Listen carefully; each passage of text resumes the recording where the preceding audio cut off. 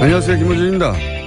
오늘 있을 예정인 문재인 대통령과 시진핑 주석과의 만남을 앞두고 북한이 ICBM까지 쏜 마당에 사드 배치가 더욱 필요해졌다는 논리로 중국을 설득할 수 있지 않느냐 하는 말들이 나옵니다.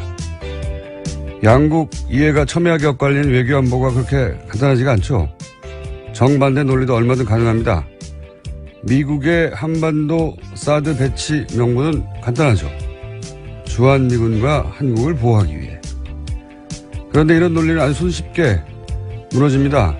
북한 ICBM은 미국 본토에 떨어지는데 한국에 왜 포대가 필요하냐? 할 말이 없죠. 사드는 포대뿐 아니라 레이더가 중요한 거다. 이렇게 주장한다면 레이더 탐색 범위에 중국도 들어가지 않냐. 결국 중국 ICBM 탐지용 아니냐. 그렇게 영내의 전략적 균형을 무너뜨리는 장면 아니냐. 미국의 대중국 견제 전략의 일환 아니냐. 역시 맞는 말입니다. 사드 배치가 고도의 전략적 외교적 판단의 결과로 꼭 필요하다면 좋습니다. 하지만 사드 배치 필요성을 북핵으로부터 한국을 보호하니까 이런 미국의 허술한 논리를 그대로 다시 한번 읊어주는 건 적어도 우리 언론은 더 이상 하지 말았으면 합니다. 사드로 인해 우리가 어떤 상황에 들어가는지 제대로 알고는 있어야죠. 김원준 생각이었습니다.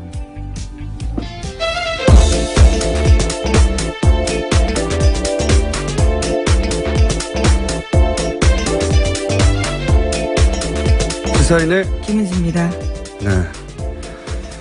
자, 오늘 여러 정상과 만남을 가지죠. 네. 네, 문재인 대통령 4박 6일 독일 순방 일정 시작됐습니다. 오늘 시진핑 중국 국가주석과 첫 정상회담 가지고요. 또 퀘르보 재단 초청으로 한반도 평화 구축과 남북관계 통일 등 주제로 연설합니다. 또 이어서 도널드 트럼프 미국 대통령 초청으로 한미일 정상 만찬회동에 참석할 예정입니다. 그리고 나서 아베 총리도 만나고 푸틴도 만나고. 네, 그건 내일 일정이고요. 네. 또 모레에는 인도 모리 총리, 또 프랑스 마크롱 대통령, 텀블 호주 총리 등과의 정상회담도 조율 중입니다.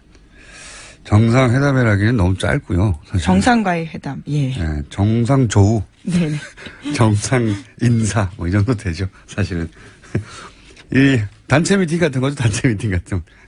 20개 나라에서 정상들 왔기 때문에 빙빙 돌아가면서 자기들끼리 만나요. 예. 안녕하냐고.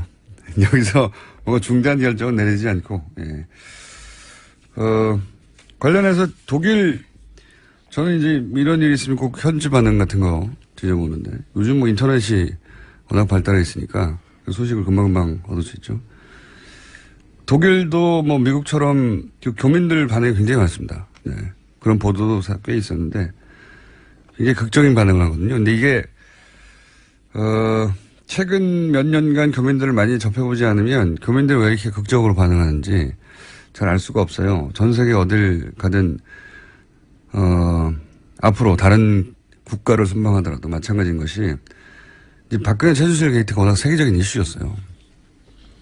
어느 나라도 많이 보도가 됐거든요. 근데 이제, 뭐야, 대통령이 부정 축제 스캔들에 휘말렸다. 이런 소식은 원래, 과거로부터 드물지 않은 뉴스였는데, 이 박근혜 최순실 게이트는 현대국가에서는 워낙 있기 힘든 뉴스, 19세기 정도 있던 사건 같은 거죠. 무당 얘기 막 나오고, 그리고 이제 뒤에 개인이 있고, 그래서 믿을 수 없는 뉴스라 실제 교민들이 현지인들로부터 그런 질문을 많이 받았어요. 저도 최근 몇 년간 교민들을 접하면 이런 얘기를 꼭 하더라고요. 그러니까 너무 부끄럽다 그런 걸 물어보는 게. 그래서 한국인이 아닌 척 한다고.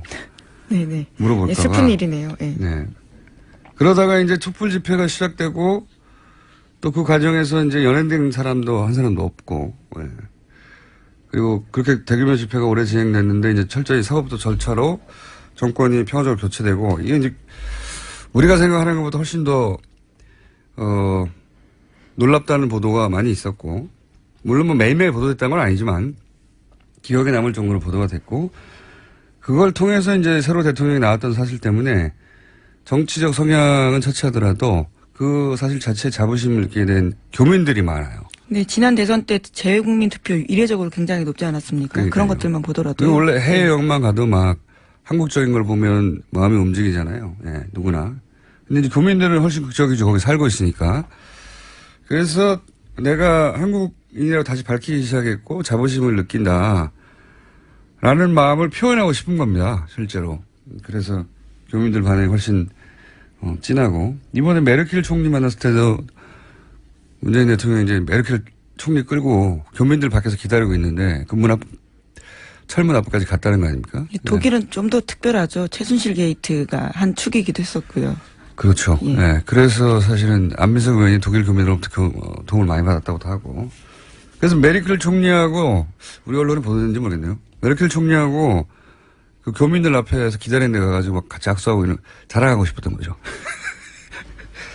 네.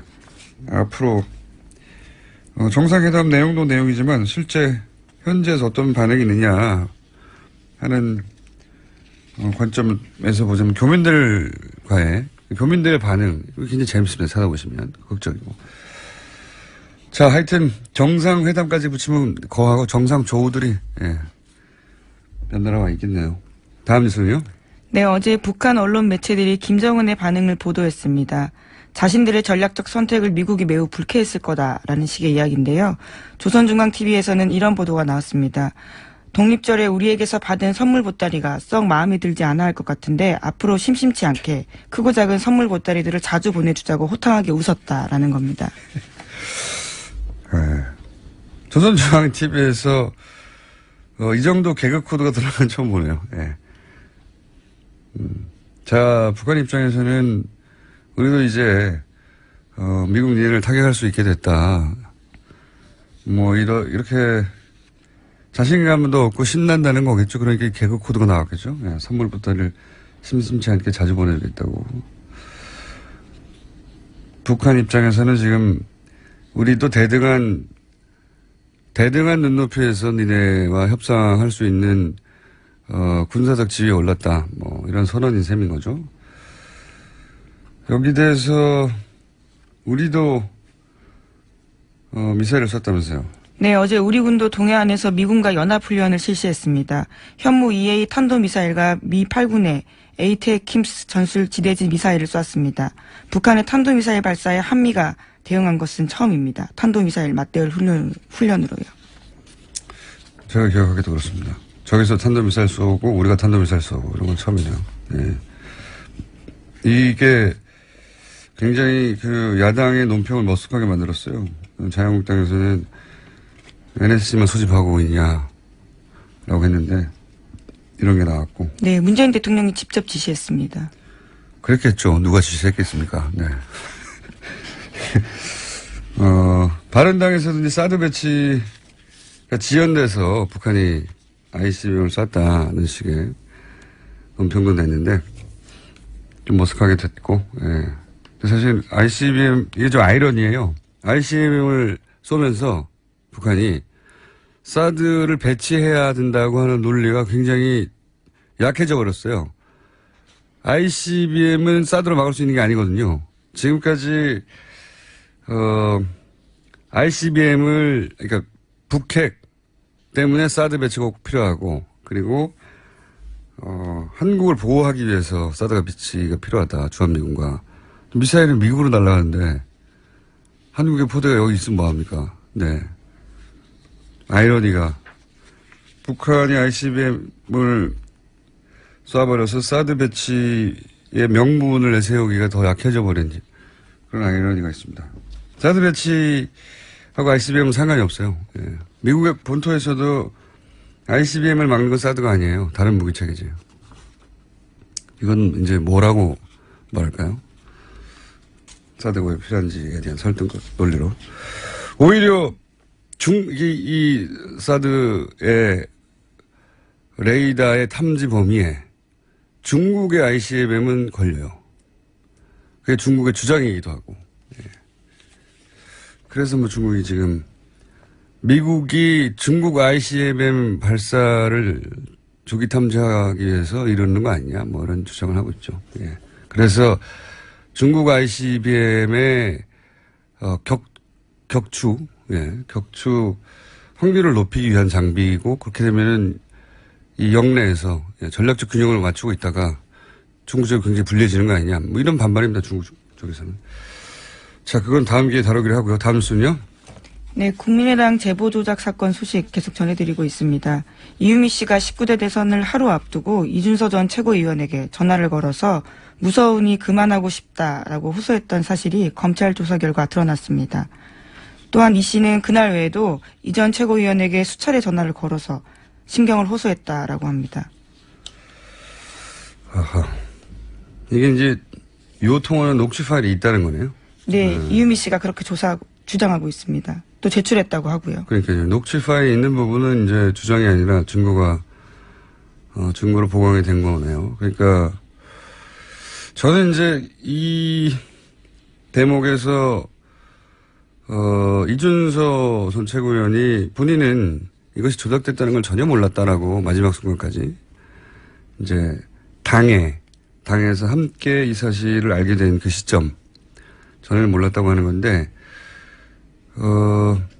굉장히 여러 차례 그만하자고 했다는 거잖아요. 예. 그중에 어떤 날에 녹취는 등장을 한 것이고 대선 이전에 지금처럼 문제가 되기 이전에. 근데 이렇게까지 그만두자고 할 때는 그만두자고 하는 이유가 있겠거니 생각하는 게 상식이죠. 네, 더불어민주당이 고발한 때였습니다. 그때가요. 문제가 커질 것 같으니까 무섭다라는 취지의 이야기로 들립니다. 고발했으니 그만두자고 하는 걸로만 받아들였다고 하기엔 통화가 여러 차례였다고 하니까 이준서 최고위원이 이제 지금도 몰랐다고 앞으로도 계속 몰랐다고 하는 입장밖에 취할 수 없긴 할 텐데 이유가 있겠거니 뭔가 자료가 부실하거나 불완전하거나 최소한 문제가 크게 있어서 이러는 거라고 생각하는 게 상식인데 전혀 몰랐다고 하니까요. 그 부분은 설득력이 좀 떨어지는데 그걸 밝히는 검찰의 몫이죠. 예, 다음 주는요. 네, 지난달 28일에는 국민의당 이용주 의원이 이유미 씨가 검찰에서 단독 범행이라고 진술했다라고 밝힌 바 있습니다. 그런데 이유미 씨는 검찰 조사에서 이준서 전 최고위원이 파일 조작에 개입했다라고 일관되게 주장했다라고 어제 JTBC가 보도했습니다. 그렇군요. 단독 범행이냐 아니냐 이게 이제 가장 초미의 관심사인데 제가 보기에는 이준서 전 최고위원도 이런 주장이 계속 나오고 이런 정황이 계속 나오면 점점 이 건 가능성이 높아질 수 있다고 보여지는 보도네요. 자, 이건 추정으로는 여기까지가 한계이기 때문에 자, 다음 뉴스는요. 네. 최순실 게이트 관련된 소식 계속 전해드리고 있는데요. 어제도 이재용 삼성전자 부회장 재판 열렸습니다. 이 자리에 이상화 전 KB 하나은행 본부장이 증인으로 출석했습니다. 최순실 씨 독일 금고직이라고 알려진 인물인데요. 네, 여러 차례 저희도 소개했는데 네. 드디어 증인으로 나왔네요. 네, 이 전 본부장이 특검에서 한 진술이 일부 공개가 됐습니다. 이 전 본부장은 특검에서 글로벌 영업본부장으로 임명된 이유를 묻는 질문에 대해서 최순실 씨의 계획 아래 제가 본부장으로서 영향력을 행사하게 됐다고 생각했다라고 증언했습니다. 그게 무슨 말이죠? 그러니까 최순실 탓이라는 거죠. 그러니까 본인이 본부장으로 간 것은 최순실이 원했기 때문이다. 그리고 그 네. 자리에 가게 해줬기 때문이다. 그렇죠. 네. 그러면 왜 최순실 씨가 이상화 전 본부장을 그 자리에 가도록 만들었느냐 이게 중요하잖아요. 그게 네. 핵심인 것 같은데. 거기에 대한 자기의 추정도 나와 있습니다. 네. 해외 지사의 선정이나 외환관리 규정, 프로젝트 참여 등 본인의 계산 아래 짠 계획을 자신을 이용하려고 했다라고 보고 그건 있고요. 뭐 저희가 계속 추정해 왔던 바죠. 예. 해외 인맥도 최순실 씨가 있기 때문에 그런 차원에서 자신을 이용하려 한 것 같다라는 식의 이야기를 했다고 합니다. 그러니까 어쨌든 자기가 그 자리에 갔던 것은 최순실 씨가 원했기 때문이고, 예, 그건 뭐 계속 추정해 왔던 바고, 실제 여러 가지 정황으로 이렇게 드러났고, 그리고 그렇게 대통령 혹은 안종범을 통해서 그런 일을 했다는 건 뭐 보도가 여러 차례 됐죠. 근데 이제 그 이유가, 본인 생각하기에도 여러 가지 해외 사업을 할 때 자기를 필요로 했기 때문이다. 예. 본인 힘으로 처음으로 이제 나왔다는 게 의미가 있네요. 예, 특검 진술이 공개가 되어서요. 어제 눈길을 좀 끌었습니다.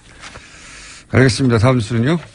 네, 추경과 관련된 소식도 있습니다. 자유한국당과 바른정당이 불참한 가운데 국회 환경노동위원회가 어제 상임위 중에 처음으로 추경을 의결했습니다. 국방위원회와 여성가족위원회, 국토교통위는 어제 전체회의를 열었지만 소위를 열지는 못했는데요. 더불어민주당은 상임위별 심사가 끝나지 않더라도 오늘 예산결산특별위원회를 열어서 추경 본심사를 착수할 계획입니다. 이 추경사안은 이렇게 가다가는 어느 시점에 추경 때문에 헌정사상 최초로 직권상정을 하는 모습을 볼 수도 있을지도 모르겠습니다. 추경은 사실 한 번도 통과되지 않은 적이 없거든요. 예. 정권 출범 이후에 2달까지 정부 구성이 안 된 경우도 처음이고요. 예. 추경이 통과되지 않고 있는 것도 처음입니다. 그러니까 정부가 출범을 못하고 있는 거죠, 제대로, 사실은. 네, 국회법 따르면 상임위별 예비 심사 끝나지 않더라도요. 정세균 국회의장 판단하에서 회부할 수 있습니다. 그러니까요. 그러니까 추경은 통과되지 않은 적이 없어요. 한 번도 없는데 추경 때문에 직권상정을 하는 모습을 볼 수도 있을지도 모른다는 거죠. 이 상태로 가면. 네. 정부 구성이 2달까지 안 된 경우도 없어요. 예. 장관 임명이나 이런 게. 그게 이제 언론에서는 크게 보도가 안 되고 있는데 만약에 보수 정권에서 이런 일이 있었다면 정부 출범부터 발목을 잡는다고 뉴스가 아주 쏟아졌겠죠. 난리가 났겠죠. 민생 때문에 어쩌다고 추경을 막는 게 아니라 민생을 지금 도탈에 빠뜨린다고도 난리가 났겠고 그런 뉴스가 워낙 없다 보니까 이렇게 오랫동안 이런 일이 벌어지고 있다는 게 대중들한테 잘 전달이 안 되고 있는 거죠. 하지만 엄청나게 붙잡고 있는 겁니다. 엄청나게. 이런 적은 처음이기 때문에. 자, 다음 뉴스 한 2개 정도 더 전할 수 있을 것 같습니다. 네, 어제 홍준표 자유한국당 대표가 취임 후 처음으로 친박계 핵심 의원들과 대면했습니다. 그 자리에서 홍문정 의원은 이런 말을 했는데요. 우리가 전국 정당으로 거듭나려는 상황에서 그런 배려가 좀 있었으면 좀 좋지 않았을까. 호남이 됐든지라는 이야기를 했는데 홍준표 대표가 자신의 측근이자 부산 출신인 이종혁 전 의원을 최고위원에 임명한 것에 대해서 비판한 겁니다. 또 최경환 의원도 이렇게 말했는데요. 지금은 우리 당이 젊은이로부터 외면당하고 있기 때문에 가칭 영라이트 운동이라도 벌여야 하는 거 아닌가라고 말했습니다. 뉴라이트가 아니라 영라이트. 그러니까 홍 대표가 측근 부산 출신을 임명하자 최고위원회 전국 정당으로 거듭내려는데 부산 출신을 또 경영하면 어떡하냐. 네. 백희 출신을. 최경환 의원은 의원 확정을 위해서 젊은층을 사로잡아야 되는데 영라이트 운동을 하자. 말은 맞는 말이에요. 예. 다만 이 말을 홍문정 의원과 최경환 의원이 할 말이냐. 네. 본인들 때문에 영라이트가 안 되고 있는 거 아닐까요? 네, 최경환 의원 같은 경우에는 현재 중소기업진흥공단이라는 곳에 채용에 개입했다는 혐의로 재판받고 있는 중이거든요. 자신의 인턴 출신이었던 사람을 2,999등 했는데도 취업을 성공시킨 바가 있다라는 혐의를 받고 있습니다. 네. 어쨌든 지금 이 뉴스가 전하는 바의 핵심은 어제하고 마찬가지로 홍준표 대표가 사실은 당내 주류로부터 비토당하고 있다는 거죠. 예. 이런 장면을 보면 이 정치가 하루 앞도 예측하기 힘들다는 게 다이나믹하다는 게 홍준표 대표를 갑자기 응원하고 싶어지는 마음이 처음으로 생기는 분들이 좀 있을 수도 있습니다. 예, 자유한국당 내에서 비주류로 네, 그래서 비토당하고 있습니다. 자신의 SNS에 이렇게 썼습니다. 소수 구박이 구박해도 혁신을 멈출 수 없다. 그러니까 친박 세력들을 구박이라고 이제 표현한 거죠. 알겠습니다. 이 싸움은 뭐 금방 끝날 것 같지는 않고 그래서 원내대표와 대표가 서로 전혀 다른 말을 하고 대표가 이런 말을 하면 원내대표가 뒤집고 정우택 원내대표가요. 원내대표가 뒤집을 뿐만 아니라 인터뷰를 해서 대표가 지금 뭘 모르고 있다는 공개적인 자기들끼리 싸우는 게 아니라 여론전도 하고 있는 겁니다. 예. 예측치 못한 상황이에요. 다이나믹합니다. 다음 뉴스는요. 네, 세월호가 목포 신항에 도착한 지 오늘로 99일째입니다. 그런데 화물칸에 뒤엉켜 있는 차량을 빼내는 작업이 쉽지 않아서요. 8월 말까지 완료하려던 전체 일정도 늦어지고 있습니다. 99일이나 됐네요, 벌써. 근데 아직도 거기에 실려있던 차량도 못 빼고 있다는 거잖아요. 예. 자, 이 세월호 관련 뉴스는 저희가 모아서 한번 따로 특집을 마련해야 될 것 같습니다. 워낙 단발적으로 나오고, 그리고 예상보다 오래 길어지고 있기 때문에. 자, 어제 그리고 최동욱 총장 인터뷰가 잠깐 화제가 되기도 했었죠? 네, 어제 JTBC 나왔습니다. 그러니까요. 국정원 수사하려고 하다가 날아간 분이죠. 재밌는 뒷이야기인데 여기까지만 하죠. 최정욱 전 총장의 직접 듣기로는 사실 국정원 수사가 시작될 때 초기에 청와대에 문의를 했다고 해요. 정권 초기였죠. 청와대는 이 사안에 대해서 어떻게 생각하고 있냐. 문의를 했다고 해요. 근데 청와대에서 그랬다는 겁니다. 원칙대로, 법대로 해라. 그래서 본인은 잘 됐다. 그래서 아주 원칙대로 해야지. 이렇게 생각하고 본인이 가장 신뢰하는 후배 윤석열 검사에게 마음껏 해! 라고. 그렇게 마음껏 수사를 해버렸더니 어느 순간 자기하고 다 날아가 있더라고. 네. 그래서 처음에는 이해를 못했더니 아니 법대로 하라고 해놓고 왜 그러냐고. 네. 알고 봤더니 나중에 곰곰이 생각했더니 법대로 해라. 단 자기만 빼고. 네. 그걸 못 알아들었다는 거죠 자기가. 그걸 깨닫는데 오랜 시간이 걸렸다. 네. 법대로 했더니 오늘 모두가 다 너덜너덜해서 자기 주변이 다 폭삭 망해 있더라. 짧게 일하고 퇴출되기에는 아까운 검찰총장이었다 봅니다. 명예회복의 기회가 있겠죠. 여기까지 하겠습니다. 네.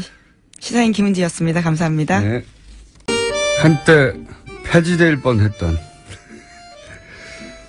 그러나 지난주부터 다시 분위기가 올라오고 있는 내부자들 더불어민주당 안민석 의원과 자유한국당 김성태 의원님 나오셨습니다. 안녕하십니까? 네, 대통령 전용기를 타고 온 안민석 의원입니다. 평생 텀 타보셨죠? 네. 네, 김성태 의원입니다. 반갑습니다. 김성태 의원님, 예. 전용기 타보셨어요? 못 탔습니다. 여당 10년 동안에 한 번도 못 타셨어요? 그렇습니다. 이게 아무 의원이나 태워주는 게 아니에요. 그래서 참 저도 MB 정권, 박근혜 정권 이 주류 생활을 못하고 계속 비주류였는데 제가 아는 우리 안민석 의원도 수도권 내리 사슬을 하면서 한 번도 주류의 길을 걷지 못했기 때문에 대통령 수행단에 끼지 못했는데 이번에 방미 수행단 대통령 첫 이렇게 애교 순방에 같이 동행했다는 것은 대단한 일이고 거기에 또 같이 타고 갔다는 것도 대단한 거죠. 제가 제 입으로는 비주류라고 이야기하지만은 제 몸은 이미 주류 깊숙이 박혀 있습니다. 근데 그렇지 않아도 요즘 안민석 의원 어깨에 힘이 많이 들어가 있는데 예. 이번 성과로 얼마나 힘을 더 주고 다닐지 참 사실상 안민석 의원이 귀국한 다음 날 같이 이제 저기 소주를 한잔 했어요. 예. 한잔 했는데 이렇게 무용담처럼 늘어놓는 이 자랑을 들어주느라고 내가 참 힘들었습니다. 마치 안민석 의원이 거의 대통령 같은 착각이 들 정도로 대단했어요. 우리 공장장도 잘 아시지만은 저분은 자랑할 거리가 생기면 기본 3년은 우려먹는 사람인데. 아니, 한 5년 정도 우려. 이번에 특히 문정왕후 어보 반환건은. 그건 제가 본 20년 정도. 사실 정치인의 한 사람으로서는 대단한 일을 했기 때문에 저 생색은 제가 볼 때는 5년은 우려먹을 거라고. 5년, 20년 정도. 김성태 의원님, 이제 살아나신 것 같아요. 네. 그런 이야기를 하지 말라고 그러니까. 아닙니다. 저희가 오늘 하시는 거 보고 또 음악도 준비돼서 나갈 수도 있고요. 아니, 그래도 제가 미국 잘 다녀오라고 네.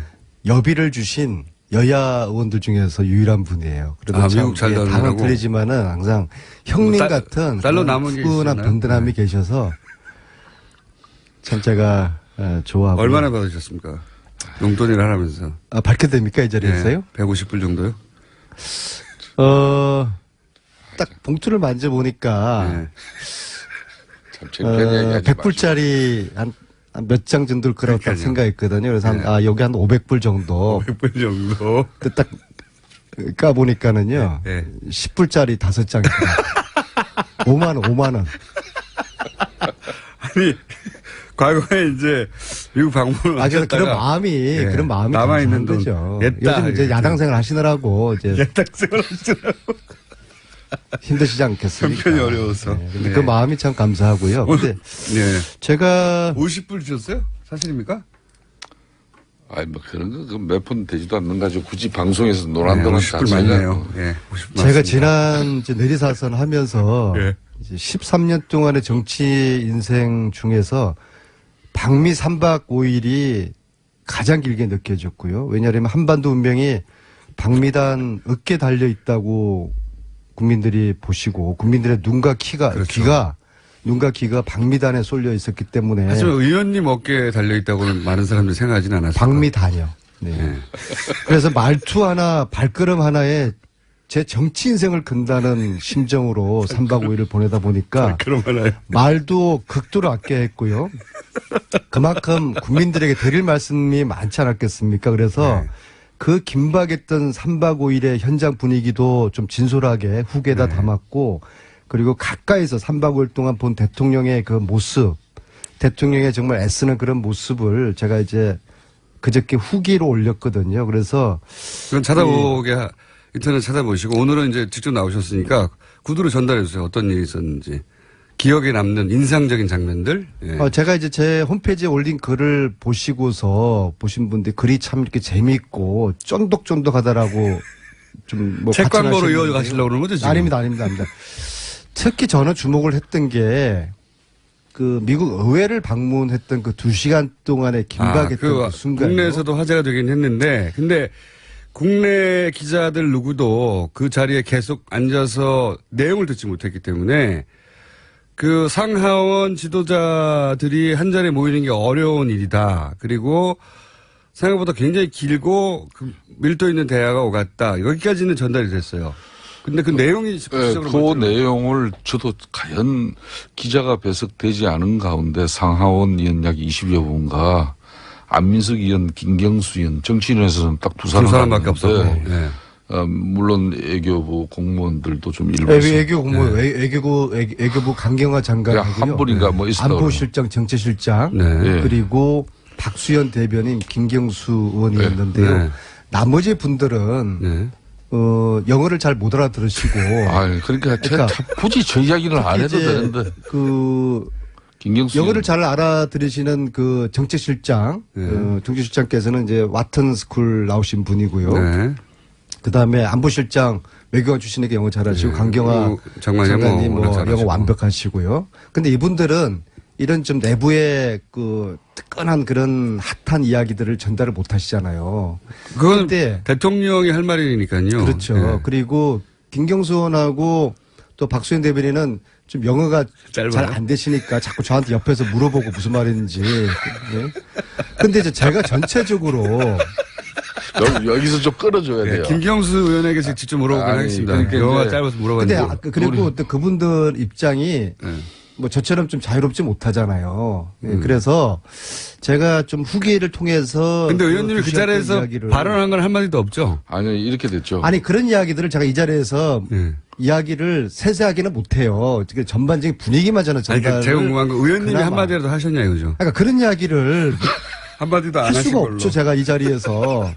제가 어떤. 당연히 대통령한테 물어봤으니까. 그 자리에서 저희 역할이 뭐였고. 근데 저기서 이제 언외교라는 게 발휘된 거예요. 언외교인데 미국의 상원 하원 의원들도 한국 대통령이나 한국 외교부 장관이나 청와대 안보정책실장하고는 이야기가 흉금없이 안 돼요. 그런데 참 이게 가부 마음은 호라비 갈고 호라비 마음은 가부한다고 같은 의원들끼리는 좀 쉽게 소통이 될 수 있는. 그렇게 상상을 할 수 있는. 아닙니다. 상상이 아니고 그게. 안민석 의원한테 실제적으로 물어봤다. 그게 이제 아까 이 김경수 의원은 초선이고 쉽게 말하면 영어 사람이어서 이런 역량도 있어야 되고 상당한 무게도 있어야 되고 그런 걸 자기가 다 했다는 거예요. 결론은. 본인이 다 했네. 특별 수행은 해보셨어요? 제가 전용기 타보셨어요? 전용기는 안 타치도만 나도 대통령 특보로 저도 보셨어요? 이스라엘도 갔다 오고 콜롬비아도 저도 갔다 오고. 이스라엘, 콜롬비아하고 미국하고 이게 질적으로 수준이 틀린데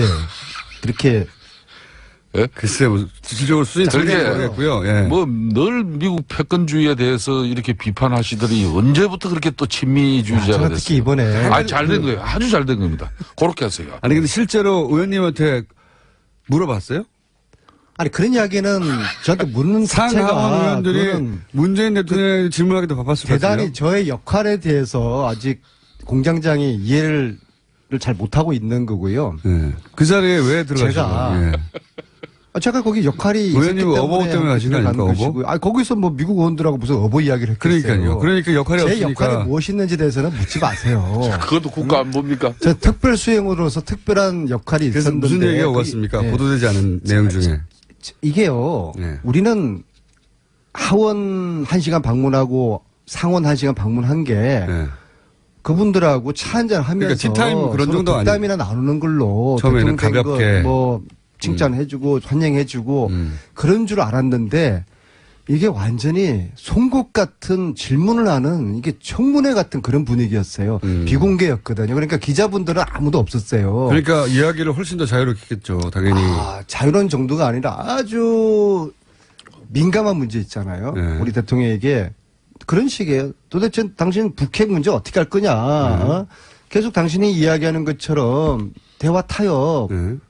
이게 되겠느냐. 저 얘기는 들었습니다. 상원 의원 하나가 누군지도 들었습니다만 상원 의원 하나가 북한과 대화한다고 하는데 당신이 틀렸다. 이렇게 지적했다고 대놓고. 그런 얘기는 누구한테 들었어요? 네. 그래서 네. 그 2시간 동안의 청문회 아닌 청문회를 우리 대통령이 소화를 잘 하셨어요.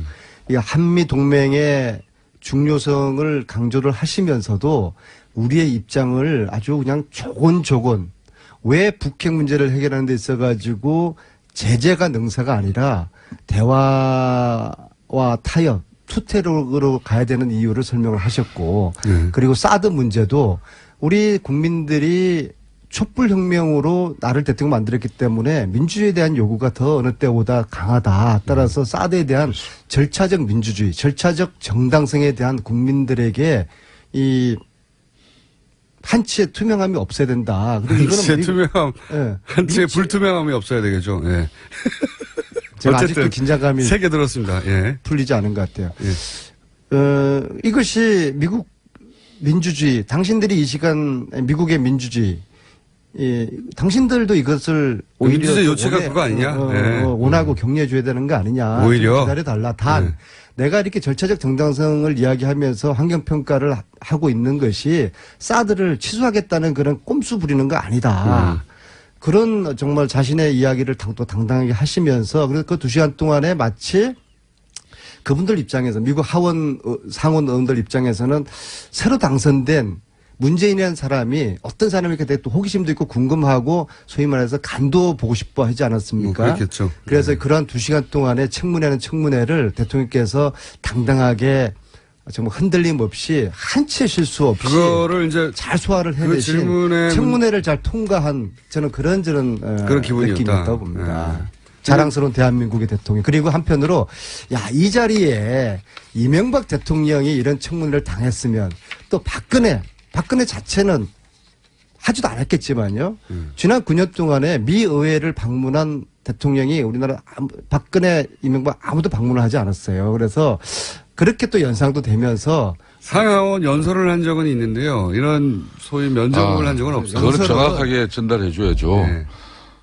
대통령이 미국에 방문할 때 국빈 방문이 되면은 네. 상하원에서 연설을 연설을 하게 합니다. 됩니다. 예. 이번에는 아시다시피 국빈 방문은 실무 안 또 되었죠. 연설이라는 거야. 네. 뭐 주어진 원고 가지고 그렇지만은 상하원 의원들 약 20여 분을 이렇게 모시고 그들이 궁금해하고 그런 건 처음이에요. 의혹을 가진 이런 부분은 이번에 처음이죠. 미 의회에서 일문일답을 2시간 동안 즉흥적으로 질문을 받아서 대답을 하고 또 이것을 무난하게 소화를 해낸 대한민국 대통령이 저는 참으로 자랑스러웠고요. 그다음에 그 옆에서 보시니까 내가 저 자리에 있었으면 내가 저런 대답을 할 수 없었을 텐데 이런 생각을 하셨습니까? 저는 뭐 발끝에도 못 돌아가고요. 트럼프 입장에서는 저는 우리 대통령에 대한 예우를 잘 해줬다고 봐요. 왜냐하면은 영빈관에서 3박을 하셨거든요. 네. 이례적인 일이에요. 영빈관은 이틀밖에 의례적으로 내주지를 않아요. 그 다음 날에 비었나 보죠. 뭐. 근데 참 청와대 지금 홍보실 청와대 대변인이 청와대 국민소통 수석이 지금 대통령의 그런 방미 행적이나 또 활동상에 대해서 온 국민들에게 너무나 잘 이렇게 언론 지상 매스컴을 통해서 알리고 있는데 굳이 안민석 의원까지 사선 의원이 되고 지금까지 무줄도사로 유명하신 분이 그렇게 너무 좀 심하게 말은 생각하신다. 비주류, 몸은 주류 핵심. 그렇지만은 이제 사실상 근데 그 자리에 있었던 사람은 없었기 때문에 이번에 대통령 여야, 아니, 그 상하원 예. 미팅은 처음 유일하게 유의하게 의원 중에는. 그래서 지금 뭐 그랬었기 때문에. 혹이지만은 그 분위기를 안민석 의원이 다 파악을 했다는 거예요. 그래서 그 상당히 그래도 네, 제 입이 정말. 근질근질해요. 더 드리고 싶은 말씀이 네, 다 지나갔는데요, 많은데, 뭐. 핫한 이야기들 참 많은데. 핫한 이야기. 그럼 하나만 더 해봐 주세요. 핫한 이야기. 뭔가 이제 보도가 되지는 않았는데 그때 당시 이런 일이 있었고 그거 굉장히 인상적이었고 재밌었다 혹은 뭐 감동적이었다 혹은 뭐 당황했다 뭐 이런 거 있지 않습니까? 제가 김호중 공장장을 네. 알고 연구한 지가 10년이 됐는데 네. 이런 그 미끼에 제가 넘어가지를 않고요. 잘 넘어가시죠. 단 한 아주. 가지만 제가 말씀드릴게요. 하원은 9명 1대 9의 그런 청문회가 있었고요. 예. 상원은 11대 1이었어요. 11대 1. 예, 예. 그래서 1시간씩 주요 인사들이 다 왔다는 건 제가 그럼요. 들었습니다. 뭐 예. 원내대표들, 국방위원장, 외교위원장 다 오고요. 그런 사람들이 한 자리에 모이기는 힘든다는 얘기까지 들었고요. 그런데 네. 그러니까 하원 상원 따로따로였어요. 김수태 의원은 그 자리에 안 계셔서 자꾸 이게 한 자리에 있었던 걸로 혼동하시는데 자, 하원은 그래도 예의를 깍딱이 갖춰 주었어요. 네. 왜냐하면 처음부터 끝까지 1시간 동안 9명이 저는 그 자리에서 정중하게 우리 대통령과 질의응답을 나눴고요. 네. 상원 네. 이 11분은요. 끝날 때쯤 되니까 4명밖에 안 남아있더라고요. 얘기하다가. 사실 좀 제가 기분이 막 좀 불쾌했습니다. 나가던가요? 네. 뭐 중간에도 왔다리 갔다리 하고 네. 끝났는데 만약에 트럼프 대통령이 우리 국회에 왔는데 끝날 때쯤 돼가지고 앉아있던 의원들이 절반이 자리를 떴다. 이게 상상할 수가 없는 거죠. 그래서 이게 정말 우리 힘없는 나라의 참 서러움. 근데 그게 제가 알기로는 시간 조정을 우리가 그렇게 억지로 했다고 들었어요. 자, 11시 45분까지였어요. 예. 11시 45분까지 예정됐는데 한 10분 정도가 오바됐습니다. 예. 자, 다시 역지사지로 트럼프가 왔는데 트럼프하고 우리 국회의원하고 저하고 김석태 의원을 만나는데 예정된 시간보다 10분이 늦었다. 그런다고 우리가 다른 약속 있다고 가겠습니까? 1시간이 늦어도 우리는 앉아있어야 되는 거죠. 우리 정서는 우리가 힘을 그런데 빌려야 되겠다. 거기는 뭐 시간 관념. 우리 정서는 그런데 거기는 또 그렇지 않은 차이가 있는 아니 거죠. 왜 미국의 입장에서 그들을 이해를 하세요? 그러니까 우리한테 우리의 입장에서 예. 좋아요. 그들을 또 한 바라보는 가지 더. 우리의 관점, 중요한 민족의 것은 자존이 이번에 중요한 것이죠. 김석태 의원님. 대통령이 이제 이번에 트럼프를 만나고 특히 미국의 상하 의원들을 만나면서 한미 동맹이 갖는 그런 무게감이나 또 북핵을 비롯한 이런 안보 위협의 이중함을 그런 걸 생각했을 때 이번 방미는 사실상 대통령이 미국 순방길 오르기 전에는 상당히 위험했어요. 이게 제대로 되겠냐 하는 정도까지. 우려가 그렇지만은 많았죠. 방미 결과는 얼마나 많은 선물 보따리를 갖고 돌아왔는지 이렇게 일부 언론은 따지는데 저는 그렇게 해서는 좀 야박하다는 생각이 들어요. 다만 성과물을 만들었어야 하는 순방이었던 것은 신뢰입니다. 그 신뢰를 확보하는데 그래도 상당한 부분 의미를 둘 수 있다 저는. 김성태 형님은 성공적인 저 정도면 올해에 비해서는 약 80%의 저는 성공을 80% 성공 정도 된다. 네. 첫 술에 배부르겠습니까? 이번은 무엇보다도 두 정상이 만나서 한미 동맹의 중요성을 확인을 하고 두 분 간의 기본적인 신뢰관계에 초석을 놨고. 근데 이후에 제가 궁금한 거는 상원 의원 중에 한 사람이 대놓고 당신 잘못 생각한 거라고 남북 대화를 한다는 것은 이렇게 잘못 생각한 거 아닙니까? 라고 질문한 게 아니라 잘못 생각했다고 단정하고 대화를 시작한 의원이 있었다고 하고 거기에 대해서 그 문재인 대통령이 반박을 또 했다고 하는데 그건 공개하실 수 없어요? 누군가로부터 공장장이 전에 들은 모양인데 네. 그 말씀은 아주 틀렸다고는 이야기할 수 없는 정도로만 제가 답하겠습니다. 제가 말한 것이 아주 틀렸다고는 할 수 없다. 그러면 틀린 부분이 뭡니까? 대체적으로 맞았어요. 그래서 굉장히 팽팽한 긴장감이 있었다고 그때. 우리가 문재인 대통령을 저도 대통령 되기 전에 이런저런 인연으로 꽤 옆에서 함께 모신 적이 있어요.